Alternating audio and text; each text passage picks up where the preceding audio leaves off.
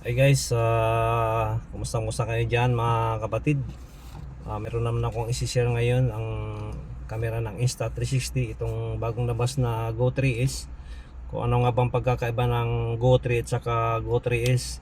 So ipapakita ko muna sa inyo itong kulay white na Go 3. Ayan guys.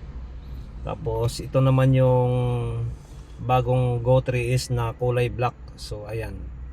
Ayan guys. So tiklop lang muna natin tong screen. So ayan. So titingnan natin kung gaano nga ba sila kalaki ha, parang ano lang, parang parehas lang yung laki nila mga kapatid. So ang kagandahan lang nitong Go 3 is advanced na yung resolution niya, saka 4K na rin to. So mas ano to, mas ito na yung mabenta ngayon kasi itong Go 3 ito pa yung unang labas. So ito yung bagong labas ngayon ng Go 3S na camera ng Insta360. So tanggalan lang muna natin tong lens ng ng Go 3.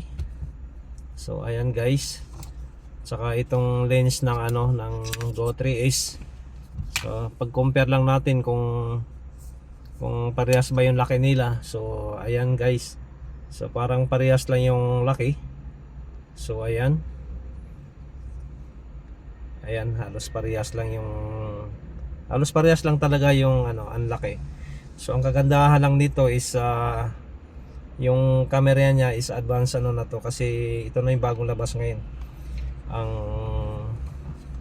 Go 3S. Ibalik lang natin sa screen tong camera niya. Ayan guys, ibalik lang natin. Ibalik. So ayan guys, mayroon na rin siyang kasamang mounting. So ilagay mo na lang dito yung stick na mabibili mo sa Insta360 store o kaya sa online. O ayan, kahit anong stick pwede mo ilagay dito basta Insta360. Ayan, so tingnan lang natin tong yung lens niya. So ayan guys, medyo malaki yung lens niya ngayon compare mo doon sa Go 3. Ayan napakaganda nito. So ayan, tatanggalin ulit natin tong So kagandahan nitong camera ng Go 3 is mga kapatid, kasi naka-built-in na yung niya, yung battery niya, at saka naka-built-in na rin yung memory card hanggang 128 GB. So ito pwede mong ilagay dito sa sa harap mo. Mayroon kasi itong necklace magnetic, ilagay mo lang yung magnet, mo lang dito. Ayan. Tapos kung sa sombrero ulit, mayroon ditong clip kung pwede mo siya ilagay dito sa sombrero. So kung itim yung camera mo, kailangan mas maganda kung itim na rin siguro yung sombrero para hindi masyadong halata. So napakagandang camera nito mga kapatid, kasi ito magnetic. So kahit saang sulok ng bahay mo pwede mo tong ilagay. Saka sa sasakyan pwede mo rin tong ilagay kahit saan.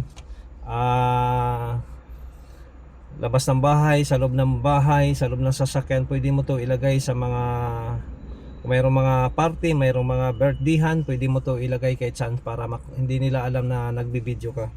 Itong kagandahan ng Go 3 is kasi kahit tanggalin mo tong camera niya, yung video mapapanood mo pa rin dito sa lens. Ayan, kahit tanggalin mo, ilagay mo sa malayo, ayan 10 meters, saan mo siya pwedeng ilagay, mapapanood mo pa rin dito yung video niya guys. At saka ito is water resistance. Kahit 10 meters ang pwede mo siya ilagay sa tubig, ilublob sa tubig. Ayan. Ayan, itong napakagandang camera ng Go 3S. So isa sa mga patok ngayon sa mga nagba-vlog, sa mga mahilig lahat itong ngayon patok, kasi ang kagandahan nito is nare-remove tong camera. So yun lang siguro mga kapatid, sana ay nakakuha kayo ng idea sa bagong camera ng Insta360 na Go 3S. So ayan, maraming salamat, bye bye.